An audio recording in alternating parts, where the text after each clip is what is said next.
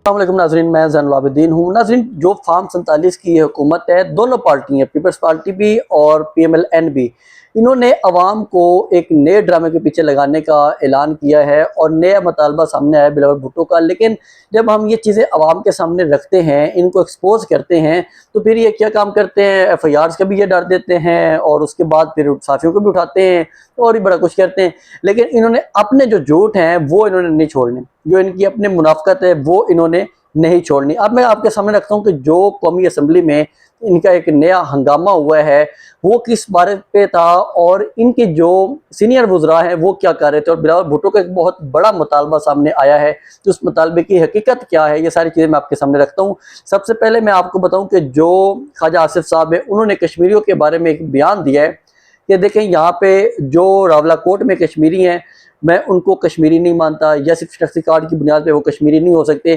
तो ख्वाजा आसिफ साहब, बात ये है कि देखें, यहाँ पे जो जिन लोगों को आप कह रहे हैं कि वो कश्मीरी नहीं हैं, वो अगर आपसे सवाल कर दें कि आप पाकिस्तानी कैसे हैं, क्योंकि आपके पास में सिर्फ पाकिस्तान का कार्ड है और आप कहते हैं कि वो इदारों के ख़िलाफ़ बात करते हैं, तो देखें, सबसे ज़्यादा जो अदारों के ख़िलाफ़, पाक फ़ौज के ख़िलाफ़ जो सबसे ज़्यादा हरज़त सराई की गई है वो आप लोगों की जानिब से की गई है। कभी नवाज़ शरीफ साहब इनको कोई अलक़ाब देते थे, कभी कोई अलक़ाब देते थे। आप खुद यहाँ पे खड़े होकर आप फरमा चुके हैं पार्लियामेंट के अंदर कि ये 65 की जंग हार चुके हैं, 71 की जंग हार चुके हैं। ये ख्वाजा साहब आप लोगों के खुद के ये वाले सारे अल्फाज़ात थे। लेकिन अब आप उन्हें कह रहे हैं कि कश्मीरी जो है वो वहाँ पे सिर्फ शनाख्ती कार्ड लेने पे कश्मीरी नहीं बन जाते। अब इनकी इस मुनाफ़क़त को छुपाने के लिए ना राजा परवेज़ अशरफ सामने आते हैं। अब राजा परवेज़ अशरफ साहब वो लोग हैं जिनकी अपनी हुकूमत है कश्मीर में, और सारा कुछ जो जुल्म करवाया जा रहा है वहाँ पे वो इनके जो वज़ीर आज़म है फैसल रटोर, उनकी क़यादत में वहाँ पे करवाया जा रहा है। और यहाँ पे खड़े होकर ये मुनाफ़क़त की इंतहा कर देते हैं और कहते हैं कि कश्मीरियों के साथ जुल्म हो रहे हैं। देखिए, ये लोग जो है ना, हम इनके एक्सपोज करते रहेंगे आपके सामने, फिर ये चाहे जो कुछ भी करें, हम जो एक सच है वो आवाम के सामने रखेंगे। अब यहाँ पे मसला ये है जो इन लोगों का, कि इन्होंने अब डील की हुई थी अच्छे लोगों से, सियाने लोगों से, इक़्तिदार वाले घरों से, कि आप हमें GB भी दे दें और कश्मीर भी दे दें, हम आपको आईनी तरमीम के ऊपर वोट कर देंगे। अब आईनी तरमीम के हवाले से जो बिलावल भुट्टो का सबसे बड़ा मुतालबा सामने आया है इस वक्त का, वो कहते हैं कि अगर आपने आईनी तरमीम करनी है तो सबसे पहले बल्दियाती इंतखाबात करवाए जाएँ तमाम इलाकों में जहाँ पे PMLN की हुकूमत है या बाकी हुकूमतें हैं, वहाँ पे बल्दियाती इंतखाबात करवाए जाएँ। उसके बाद फिर ये आप आईनी तरमीम करें। अब मसला यहाँ पे ये आ रहा है कि जो बल्दियाती इंतखाबात होते हैं वो भी ये लोग अपनी मर्ज़ी से करवा रहे हैं, नहीं हल्का बंदियाँ कर रहे हैं। इतने अरसे से इन्होंने बल्दियाती इंतखाबात रोक के रखा हुआ है।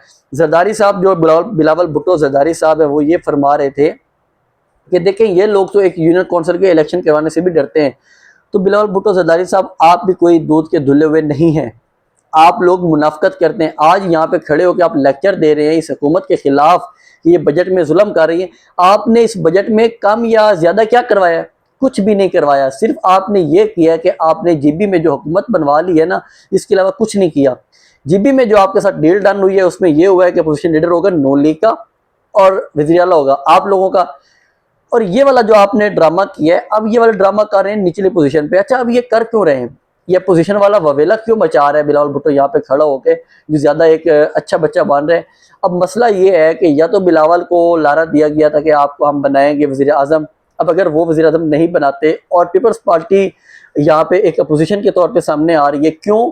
क्योंकि जो PTI है वो कहती है कि हम कौमी असम्बलियों से या सेनेट से, बाकी जगहों से हम इस्तीफ़े देने का सोच रहे हैं।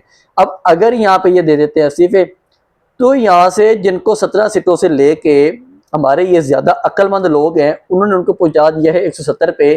वो चाहते हैं कि बिलावल भुट्टो यहाँ पे हो जाएगा हमारा पोजीशन लीडर और हम सब कुछ एक हंसी खुशी और अच्छा कर लेंगे। असल ड्रामेबाजी इनके पीछे ये चल रही है।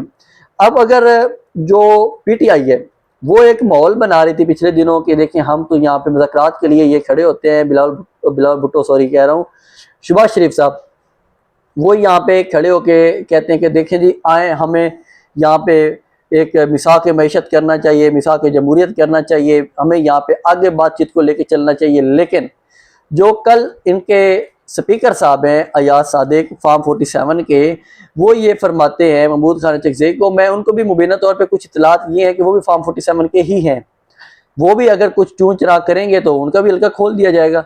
इमरान खान साहब ने सिर्फ इनको इसलिए रखा है कि ताकि ये वाले मामलात आगे चल के डील कर सकें, कुछ ना कुछ कम अज़ कम ये पोजीशन की तरफ से ही हैं तो कुछ ना कुछ मुझे या पीटीआई को रिलीफ दिया जा सके। असल हकीकत यही है। अब अगर जब वो आगे बात करते महमूद खान रही कि देखें 2.5 साल हो गए ये हुकूमत होश के नाखन नहीं ले रही, गरीब आवाम को चक्की में पीसा जा रहा है, गरीब आवाम के लिए कोई सहूलत नहीं दी जा रही। तो उसमें जो अयाज सादिक साहब है वो फरमाते हैं देखें जी आप तो मैं कैसे यहाँ पे आइन की मतलब कि पाबंदी करूँगा जब आप लोग कहेंगे कि फ़ौज के ख़िलाफ़ बातें होती हैं, यहाँ पे खड़े होकर आप फ़ौज को तनकीद करेंगे, फ़ौज के ऊपर बात करेंगे। तो पिछले दिनों जो है ना लतीफ़ साहब, वो उन्होंने बड़ी ज़बरदस्त बात की। उन्होंने कहा कि देखें यहाँ पे जो ये जंग रुक रही है ना अमेरिका और ईरान की, इसमें सबसे ज़्यादा सफारतकारी पाकिस्तान कर रहा है और पाकिस्तान की सफारतकारी खुश आइंद है, लेकिन सफारतकारी कार कौन रहा है? आसिम मुनीर साहब। वो कहते हैं सफारतकारी खुद एक सियासत है और वो कर रहे हैं आसिम मुनीर साहब। तो फिर ये कहते हैं कि आप उनके ऊपर बात भी ना करें। तो ये एक अलग टॉपिक है खैर, लेकिन मैं यहाँ पे बताऊं कि जो ये स्पीकर साहब फरमा रहे हैं कि देखें जी आप लोग फौज के ऊपर बात करेंगे, यही स्पीकर साहब थे। लेकिन इन लोगों को शर्म और हया तो इनके नज़दीक आप बिल्कुल नज़र ही नहीं आता।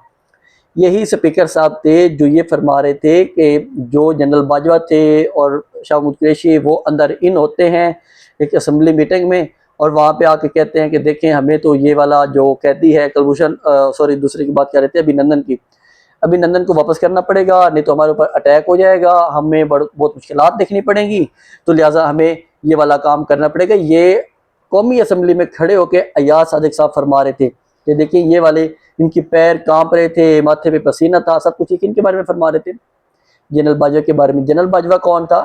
वो भी आर्मी चीफ था, इन्हीं के साथ डील करके इन्हीं को डील दे के वो इनको हुकूमत में लेके आया था। देखिए यहाँ पे बुराई की जड़ ये कहते हैं कि देखें फलां है फलां है फलां है। अब जनरल बाजवा ने डील की इनके साथ और इनको हुकूमत में लेके आ गया। अब आगे डील हुई इनके साथ तो वो और फिर हुकूमत में लेके आ गए, अब वो डील करके इनको हुकूमत में आगे लेके जा रहे हैं। तो ये खुद आप पाकिस्तानी कमेंट कर सकते हैं यहाँ पे कि बुराइयों की जड़ असल में है कौन। तो इसलिए यहाँ पे ये वाले सारे मामला चल रहे थे। फिर मौलाना फजल रहमान साहब वो कहते हैं कि देखिए यहाँ पे जो अवामी एक्शन कमेटी है मैं उनके मतलबात आप लोगों के सामने रख रहा हूँ और उनको कहा गया था मौलाना फजल रहमान साहब की तरफ से कि देखिए आप जो 23 जून वाली कॉल है मुजफ्फराबाद को जाने की तो आप उसको कर दें मुलतवी, तो उन्होंने मुलतवी कर दिया था। अब उन्होंने कहा है कि देखिए अगर वो ये वाला काम कर रहे हैं तो आप लोगों को क्या तकलीफ है। आप लोग साहब फरमाते हैं कि देखें आप लोग यहाँ पे जो इनके साथ एक बातचीत का शेड्यूल है वो आप लोग आगे लेके क्यों नहीं चल रहे, बातचीत क्यों नहीं आप लोग इन लोगों से कर रहे। तो इस वाले से वहां से कुछ बातें आई हैं कि देखिए हम इनके साथ बातचीत करना चाहते हैं, लेकिन जो उनके साथ पहले मुज़ाकरात हुए थे वो सारे ये लोग ख़त्म कर चुके हैं। अब उन मुज़ाकरात को इन लोगों ने अभी तक के लिए डाल दिया हुआ है रद्दी की टोकरी में कि देखिए हमारे कश्मीर के साथ जो भी मुज़ाकरात पहले हुए थे वो सब हो गए हैं ख़त्म। अब कश्मीरियों के लिए इम्तिहान ये है कि वो चाहते हैं कि अगर हम यहाँ से वापस जाएँ तो कम से कम हम अपने मतलबात कुछ तो सामने लेके जाएँ। पीटीआई के लिए वहाँ से थोड़ा सा एक रिलीफ हुआ है कि उनका वहाँ पे जो अभी इलेक्शन का अनाउंस हुआ है आज़ाद कश्मीर में, तो उसमें उन्होंने वहाँ पे एक सिंबल मिल गया पीटीआई को वहाँ की हाई कोर्ट से, लेकिन वहाँ पे अभी आगे ऊपर भी सुप्रीम अपीलेट कोर्ट भी है कश्मीर में और उनके क्या मामलात होते हैं वो भी मजीद बहुत अभी तक क्रिटिकल सिचुएशन में है। अब मैं आपको यहाँ पे एक और चीज़ बताऊँ कि बिलावल भुट्टो का ड्रामा जो चल रहा है, उन्होंने ये ड्रामा तो किया अपोजिशन वाला, लेकिन साथ ही वो यहाँ पे बजट देख के भी बजट मंजूर करवा के भी चले जाते हैं। शर्म आनी चाहिए। ये जो अभी भी पीपल्स पार्टी के जियाले बने हुए हैं, नून लीग के पटवारी बने हुए हैं, उन लोगों को सोचना चाहिए कि आप लोगों के लीडर्स में कुछ गैरत है कि ये लोग कर क्या रहे हैं आप लोगों के साथ, आप लोग इनको डिफेंड किस तरह करते कि आप लोग कहते हैं कि देखें जी यहाँ पे तो ये सब कुछ अच्छा कर रहे हैं, लेकिन ये जो आपके लीडर हैं वो तो इतने इंतहाई बेशरम हो चुके हैं, अवाम का उन्हें अपने कारकुनों का नहीं है ख्याल कि देखें हमारे कारकुन हमें यहाँ पे डिफेंड करते हैं और हम उनके लिए शर्मिंदगी का बायस बनते जा रहे होते हैं हर वक्त। उन लोगों के पास बेचारों के पास जो नून लीग के कारकुनान हैं या पीपल्स पार्टी के कारकुनान हैं, उन लोगों के पास बेचारों के पास जवाब ही कोई नहीं कि हम लोगों को जवाब क्या दें, हम इनको कैसे डिफेंड किया करें। वो खुद इनके ऊपर तनकीद करते हैं बैठ के। खैर मैं यहाँ पे एक और महवेश कमस खान है वो है तो बहुत अजीब किस्म की जर्नलिस्ट, लेकिन उनका एक अजीब गरीब किस्म का मेरे नज़रों से गुजरा है ट्वीट, वो बड़ा अजीब किस्म का था। मैं वो आप लोगों के सामने रख रहा हूँ, आप लोग खुद इस ट्वीट को देख लें कि इसमें क्या लिखा हुआ है। हम यहाँ पे बोलेंगे तो फिर हमारे ऊपर बात आ जाती है कि आप लोगों ने इस तरह की गलत गलत बातें आगे फैला दी हैं। तो उनका ट्वीट मैं आप लोगों के सामने छोड़ी जा रहा हूँ, आसिम मुनीर साहब के हवाले से है। तो वो आप लोग इसको देख के इसके ऊपर अपना राय का इज़हार ज़रूर कर सकते हैं कि आया इस तरह का कुछ हो भी सकता है या नहीं हो सकता, क्योंकि जो इसराइल है वो अपने दुश्मनों को कभी नहीं छोड़ता। और ये एक पीआर की टैक्टिक्स भी हो सकती हैं। देखें कि वहाँ पे जी अब इसराइल भी इनके खिलाफ हो गया या फलाह हो गया या डींग हो गया, ये चीज़ भी हो सकती है। लेकिन इसराइल का एक ट्रैक रिकॉर्ड है, चाहे वो फिर अमेरिकन सदर हो या फिर कोई और भी हो, जो भी उनके खिलाफ किया है उसका उन्होंने नामो निशान तक मिटाया है। ये इसराइल का ट्रैक रिकॉर्ड रहा है, क्योंकि उनके पास पैसा काफ़ी ज़्यादा है। तो इस किस्म की जो इतलात हैं ये बिल्कुल भी अच्छी नहीं है। अवामी एक्शन कमेटी की तरफ से जो कश्मीर की है, उन्होंने जो ये मुज़ाकरात हो रहे हैं ईरान अमेरिका के, उनका बहुत खैर मकदम किया। उन्होंने कहा कि इसी तरह के मुज़ाकरात पाकिस्तान में भी होने चाहिए। वो फिर वही जनरल आसिम मुनीर की भी तारीफ़ें कर रहे थे, बाकियों के भी तारीफ़ें शरीफ़ें किए जा रहे थे कि देखें आप लोग बहुत अच्छे हैं, बहुत फला फला, वो सारा कुछ आप लोग देख सकते हैं। क्योंकि ये जो सिस्टम है वह आखिरकार आना तो वहाँ से ही है इन लोगों को, और मैशत का तो बेड़ा गर्क होना है जब तक ये लोग बैठे रहेंगे, क्योंकि इनका मफाद अपना है, इन्होंने किसी और को देना कुछ नहीं है। तो ये इनका एक मुकम्मल तौर पर चीज़ें चलती रहेंगी। इसके साथ ही मुझे इजाज़त दें, चैनल को सब्सक्राइब जरूर किया करें। अल्लाह हाफिज़।